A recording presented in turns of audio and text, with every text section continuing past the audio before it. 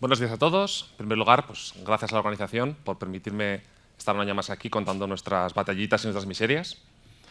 Mi nombre es Antonio Sanz, como ha dicho Mónica, soy responsable de respuesta ante incidentes de SEOS Grupo y este año vengo a contaros cosas de Change. ¿Vale? Esto es muy gracioso. El último susto que he tenido de Change en los clientes que estamos monitorizando ha sido exactamente hace 25 minutos. ¿Vale? Un script en PowerShell ejecutado en una ruta temporal de un clúster de Exchange con un nombre muy raro en una ruta poco habitual. ¿Qué era? Un administrador de sistemas un poco listo. Susto, nada más. El último incidente gestionado de Exchange, en este caso online, esta noche. El último incidente gordo de Exchange on-prem, el lunes, antes de las jornadas. ¿Vale? ¿Qué es lo que quiero decir con esto? Pues que tener un Exchange tiene su cosa. ¿Por qué? Porque al final se sigue mandando muchísima información por correo electrónico. Y tener acceso al correo electrónico le da muchísima información a los atacantes. El saber quién habla con quién, cuándo hablan con quién, qué información se mandan, qué información no se mandan, los correos internos. Dan a los atacantes una información riquísima sobre todo lo que está pasando en la organización. Y esto lo podemos enfocar tanto desde el punto de vista de amenazas avanzadas, de APTs, que es, digamos, más nuestro negociado, pero también se puede aplicar en la parte de cibercrimen. Es decir, los atacantes entran en una cuenta de correo Exchange, que es el incidente de ayer por la noche, empiezan a monitorizar los correos, buscan especialmente correos de datos financieros y te lanzan una estafa al CEO de 150.000 pavos. Esta también es la otra diferencia. En el caso nuestro, en el caso de las APTs, el correo electrónico les gusta mucho a los malos porque permite un acceso muy ligero. Es decir, ellos entran, consiguen un acceso y como el Exchange está siempre expuesto a Internet, pueden, de varias formas que vamos a ver, tener acceso a una serie de buzones de correo de la organización o en algunos casos a todos. Y además es un acceso que como se hace con protocolos propios de Exchange, no necesitas malware, no necesitas nada. Una vez has conseguido el acceso, esa permanencia puede realizarse durante largos periodos de tiempo. ¿Ok? ¿Qué es lo que nos pasa además? Que esto se junta con que administrar un Exchange es complicado.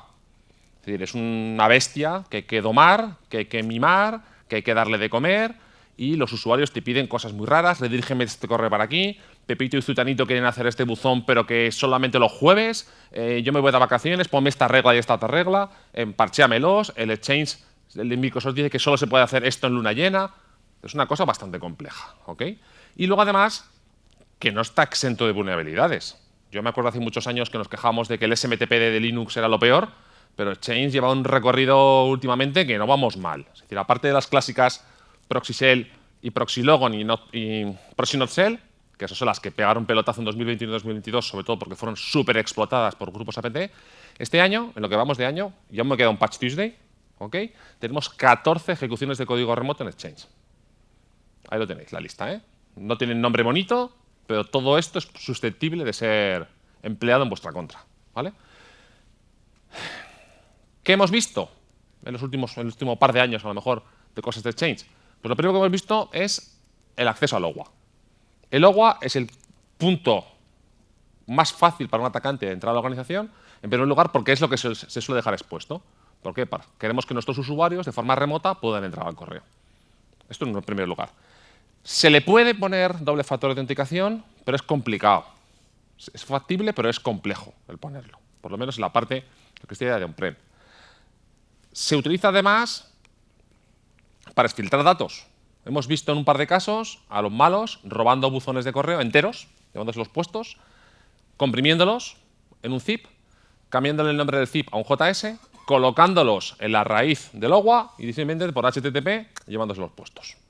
Con una tarea programada además, los martes y los viernes para tener acceso de todo el correo de una serie de buzones selectos de la organización. Por ejemplo.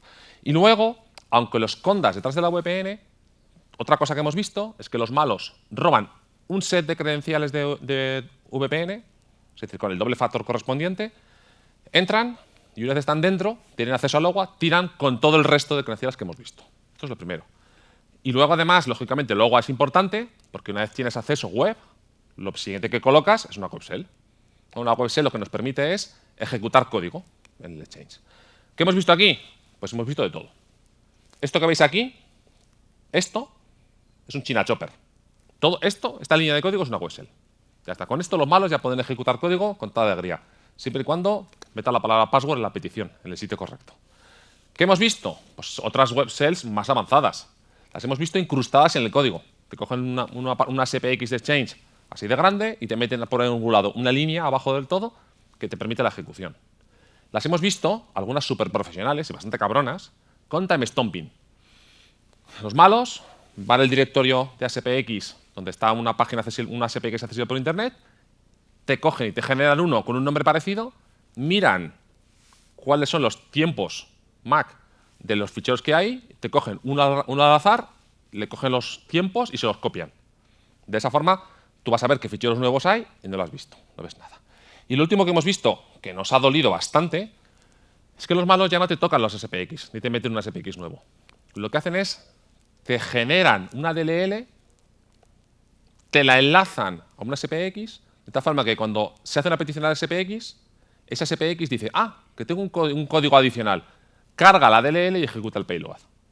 ¿Qué es lo que pasa? Tú buscas web shells y el SPX está limpio. Está perfecto, porque es el mismo SPX. Te han puesto la DLL, el código malicioso por detrás. Muy macarra esto. Lo siguiente que hemos visto, súper fino y súper perverso. El Application Impersonation. Esto es un rol de Exchange que permite básicamente a quien tenga ese rol tomar la apariencia de otra persona. Le permite impersonar. ¿Qué es lo que sucede? Lógicamente, si yo tengo ese rol, puedo impersonar no a una persona, puedo impersonar a cualquier persona de la organización. Es decir, una cuenta de correo que tenga ese rol, básicamente puede leer el correo de toda la organización. Esto lo hemos visto en varios atacantes y la verdad es que es bastante complicado de detectar. ¿Ok? Muy interesante porque lo hemos visto en cuentas que se llaman Health y una cadena alfanumérica, que son cuentas de estado de salud de Microsoft, que es una cosa que utiliza Exchange para hacer autocomprobaciones internas de que está todo bien. ¿Vale? Son cuentas que no deberían de tener acceso a ningún sitio, más que a una serie de checks muy básicos, pero claro, los malos lo saben, que esto genera ruido, pasan desapercibidos y la verdad es que son bastante puñeteras. Y el último ataque, del montón que tenemos, pero os he cogido como el top 4, ¿vale? Son los permisos sobre buzones. ¿Qué pasa con esto? Pues que es muy normal que tú en un momento dado tengas permisos sobre el buzón de otro usuario. Pues sois dos personas gestionando un servicio, pues cuando una de las personas se va de vacaciones, pues tú tienes acceso al correo de la otra, pues para si llegan correos o peticiones poder gestionarlo. Hasta ahí es más o menos normal, ¿no? Es lo que se llama la delegación de permisos de buzones. ¿Qué es lo que pasa? Que los malos también se lo saben y en un momento dado se pueden dar permisos, ¿vale? De una forma así aquí individual sobre los buzones de varias personas. ¿Qué es lo que pasa? Que los malos son muy listos y lo que hacen es, una vez entran en una organización, han hecho su OSINT previa y dicen, pues mira, yo quiero el correo de esta y esta persona. Y entran y se dan permisos sobre esos buzones y empiezan a mirar. Los hemos visto que empiezan con un set y luego con el tiempo van cambiando. ¿Por qué? Porque pensaban que este alto cargo iba a ser el que corta el bacalao, pero luego te das cuenta de que no, que el que realmente maneja los hilos es el otro asesor que está allá al lado, que es el que le dice al alto cargo lo que tiene que hacer. Los malos cambian y se dan permisos sobre esa cuenta. ¿Qué es lo que pasa? Que esta actividad es más difícil de detectar, porque así como el Application Impersonation, nosotros ya no lo conocemos, lo tenemos muy bien fichado, en cualquier sitio grande vais a tener docenas, y en algunos casos cientos, de delegaciones. Por lo cual es muy difícil distinguir si Pepito tiene acceso al buzón de Menganita, es una actividad lícita o es una actividad de los atacantes. ¿Ok? Bueno, top 4 de ataques, vamos a hablar de cómo podemos prevenir, ¿no? Lo primero, ya sé que es muy básico y que es muy clásico, actualizar el Exchange. Todos los meses, o casi todos los meses, sale la actualización de seguridad de Exchange y la tenemos que aplicar lo antes posible. ¿Por qué? Pues porque siempre que sale un parche de Exchange, ¿okay?, de todos los servicios expuestos a Internet, se inicia una carrera entre vosotros y los malos. ¿De quién llega antes? ¿Nosotros con el parche o los malos con el exploit? El último ejemplo que he visto, 12 de septiembre, mes y medio. ¿Cuántos tenéis agilidad suficiente para parchear un Exchange en mes y medio? En muchos sitios vamos justito sobre tiempo, ¿vale? Y esto estamos hablando de parche público, en GitHub. los patches, o sea, los exploits privados, a saber cuándo pueden empezar a funcionar. Y luego es importante ver que hay parches que además requieren adiciones adicionales. Este en particular tenías que ejecutar un PowerShell para habilitar una clave en el registro particular, porque si no lo instalabas, pero no servía. Esto es lo primero. Lo segundo, EDR. A día de hoy siempre había problemas con los antivirus en los exchanges, porque claro, tenía que analizar todos los correos, impactaba el rendimiento, etcétera, etcétera. Los EDRs funcionan de una forma distinta, ¿ok? Y funciona por comportamiento, por lo cual ya no tienen que estar mirando todos los ficheros. El impacto sobre las máquinas es mucho más ligero y por eso lo podemos desplegar. Por lo cual yo os recomiendo que pongáis un EDR, porque al final los malos van a ir por ese activo, es un activo crítico y es un activo que tenemos que tenerlo lo más vigilado posible. Podéis elegir el que queráis, son todos razonablemente buenos. Si sois administración pública, el COX os va a poner el Sophos en el momento que queráis. Y si tenéis una instancia de Carmen o queréis saber cómo va esto, pues el que tenemos nosotros con el CCN, que es Claudia, pues también funciona muy bien y pilla cositas muy ricas, ¿vale? Luego, como otra medida de protección, pasarelas intermedias. Es decir, no tengamos el exchange expuesto a Internet directamente, sino que hagamos un control del correo que entra y del correo que sale. ¿Por qué? Porque un buen conjunto de reglas de anti-spam, de control de adjuntos, de listas negras, etcétera, etcétera, mediante una pasarela intermedia, nos va a quitar un montón de basura que entra al correo.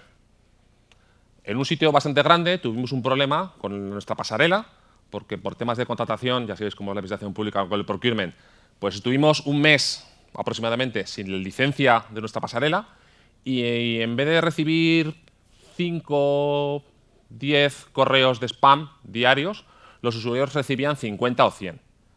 No tuvimos orcas y antorchas en la puerta de la informática, pues por muy poquito, ¿no? La pasarela la podéis tener on-prem o la podéis tener en cloud. Si elegís cloud, la gente de Iberlayer son producto español y funcionan muy bien. Nosotros tenemos experiencias de on-prem con los Cisco Ironport ESA y la verdad es que los dos funcionan muy bien y son para mí un must de protección. Lo siguiente que podemos hacer es controlar el tráfico, ¿no? Claro, estamos hablando siempre de que Exchange es un activo que está expuesto a Internet. Por lo cual, los malos lo van a ver y lo van a elegir como blanco principal. Por un lado, porque está expuesto a Internet y por otro lado, porque tiene el correo. Hemos visto incidentes en los cuales los malos han explotado el Exchange no para acceder al correo, sino simplemente para utilizarlo como túnel para entrar luego al resto de la organización. Por lo cual, aquí lo que tenemos que hacer es, en primera instancia, controlar muy bien las conexiones salientes de ese Exchange. Es decir, que el propio Exchange no pueda iniciar conexiones hacia afuera de forma gratuita, sino que solo vaya a donde nosotros decimos que vaya. Y ya no solo eso, sino que si podemos hacerlo, controlar las conexiones entrantes, las que inicia el Exchange, hacia nuestra red. Porque tampoco el Exchange, ni para afuera ni para adentro, tendría que iniciar una gran cantidad de conexiones. ¿Por qué? Porque estamos hablando de un Exchange server, de un servidor que recibe conexiones, no que las emite. Por lo cual, si tenemos una política, si le hacemos un traje en el cortafuegos, ¿vale?, podemos controlar muy bien y limitar el uso que pueden hacer los malos del Exchange, ¿vale? Y luego, lógicamente, si podemos, pues lo escondemos detrás de una VPN. Es la solución mágica. Si los malos no pueden llegar al agua, ahí ya no hay más tutía. Más cosas. Tema de móviles, ¿no? A día de hoy, ¿quién no tiene un Exchange con la gente con acceso móvil? Esto se hace a través del protocolo ActiveSync. ActiveSync es un protocolo del año Catapún, más o menos, y que no tiene doble factor.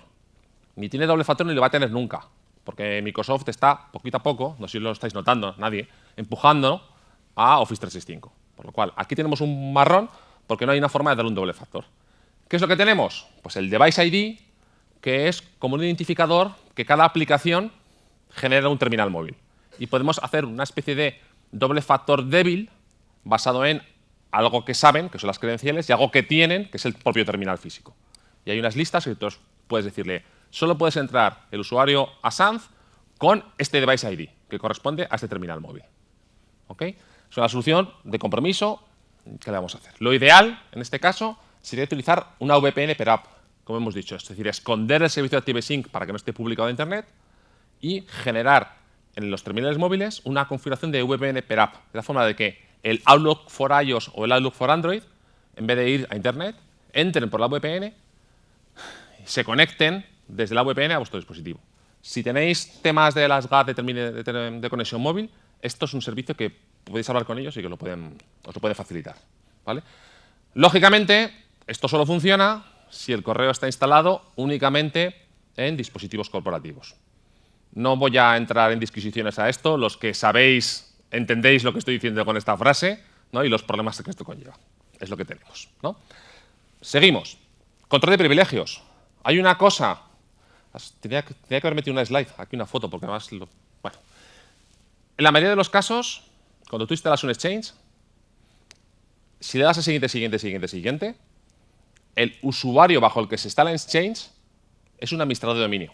Es decir, el exchange admin es un domain admin. Por lo cual, si os trufan el exchange, ¿qué se llevan puesto de gratis y de regalo? Todo el dominio. Ahora ya, desde hace ya por lo menos 2016, cuando tú lo instalas hay una opción. La tienes que elegir, la tienes que seleccionar y te avisa de esto va a tener problemas de cosas, por lo cual casi nadie lo hace. Pero hay una opción de establecer un modelo segregado de privilegios, de tal forma de que el exchange admin sea exchange admin, pero no domain admin. Eso por un lado. Y por otro lado, tenemos que vigilar, como os he dicho antes, los privilegios de impersonación y tenemos que también los privilegios sobre buzones. Aquí yo lo que os recomiendo es que tengáis una tarea programada o algo que ejecute un poco el shell interno y que os permita sacar información de lo que está pasando. ¿Ok? Fundamental. Ya nos metemos en la parte de lo que es monitorización, lo que es logging. A lo mejor es que yo ya he sufrido exchange durante muchos años, ¿vale? Pero yo ya he desarrollado un nivel de conocimiento y de chicha que soy capaz de sacar a nivel de exchange, que la verdad es que se pueden sacar muchísimas cosas. El problema está en que la mayoría no están configuradas por defecto, y tienes que hacer vosotros el esfuerzo inicial, ¿vale? El primero de todos, los logs, y es el más útil, ¿vale? Es el CAS, el Client Access Server. Es el log que genera el IIS que está por debajo de Exchange, dando servicio, y es el que guarda todas las comunicaciones, ¿no? ¿Cuál es el problema? Si estáis en una organización pequeñita, pues a lo mejor con un servidor de Exchange tenéis suficiente. Si empezáis a tener unos pocos miles de clientes, con un nodo no vale. Tienes que montar un clúster de Exchange. Claro, para darle faena a ese clúster de Exchange tenéis que poner un elemento adicional, que es un balanceador de carga. En el momento que metéis ese balanceador de carga, la IP que ven el clúster de Exchange es la del balanceador. Por lo cual, cuando hay un incidente, vosotros, cuando hagáis el forense, solamente tenéis la IP del balanceador. ¿Qué es lo que hay que hacer?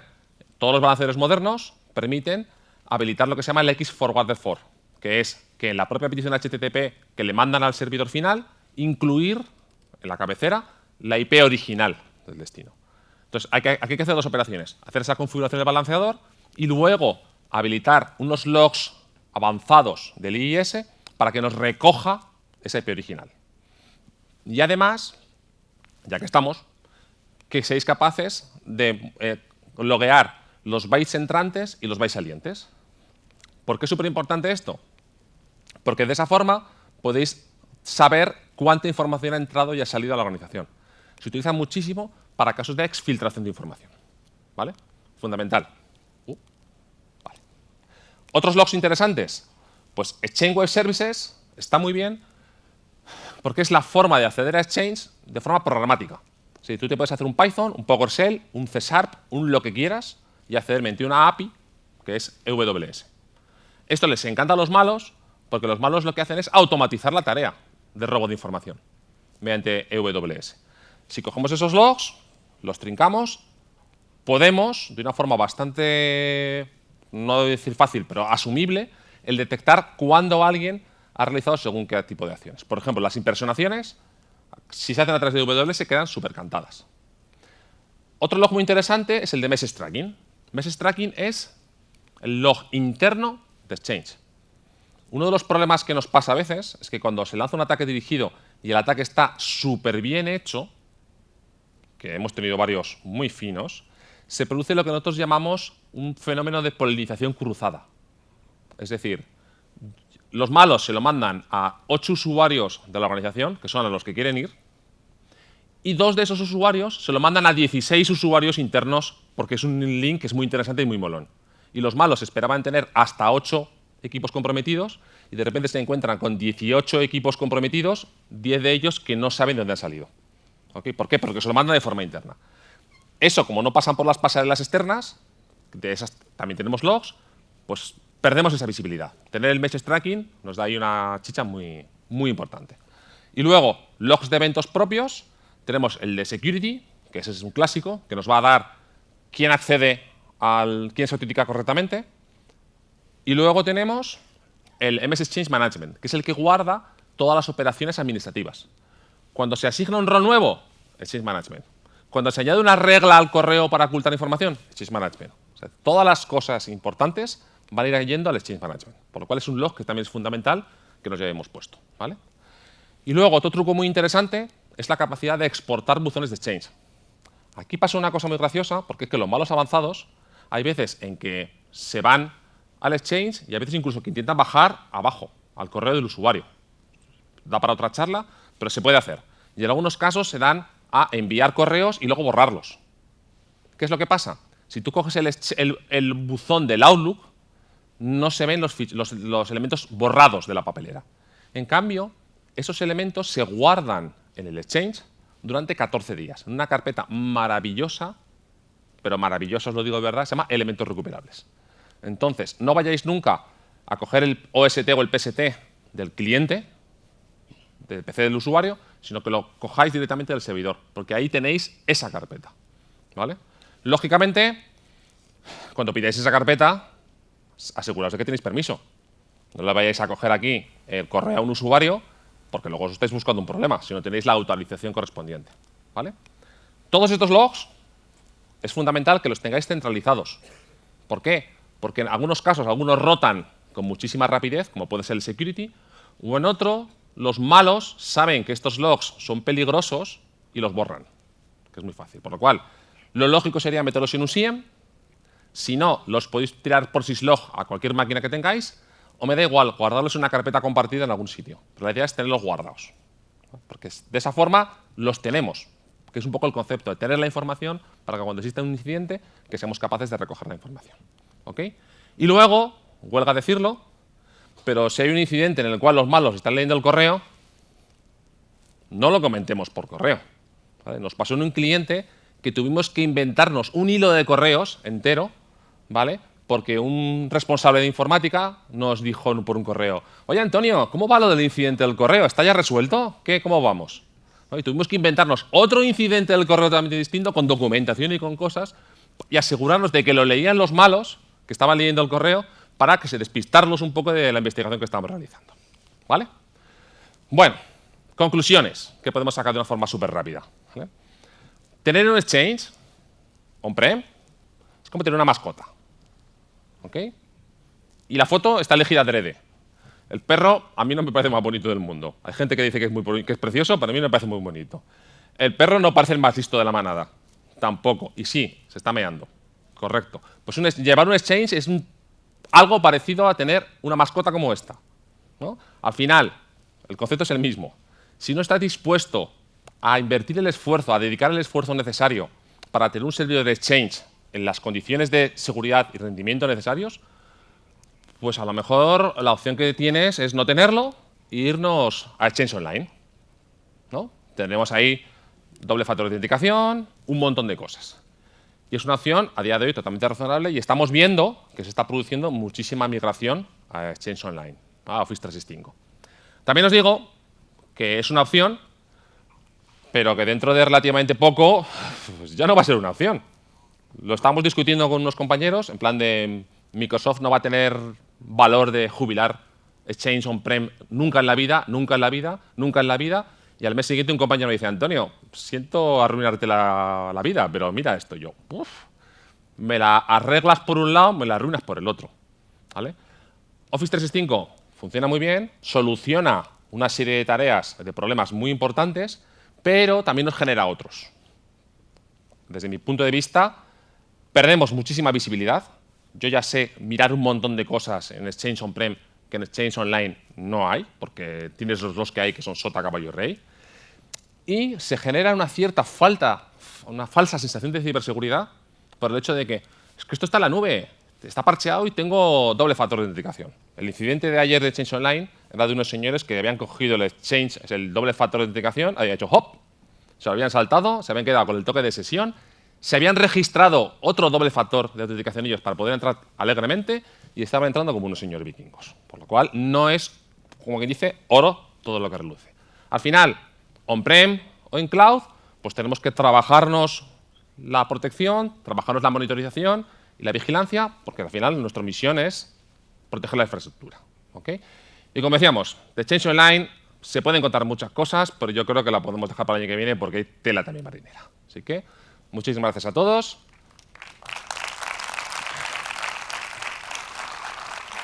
Tenéis ahí las slides, mis datos de contacto, y si os gusta el tema de la respuesta a incidentes, pues tenemos ahí un canal de Telegram de habla española que tenemos pues, 6.500 y pico personas. Por lo cual, muchísimas gracias.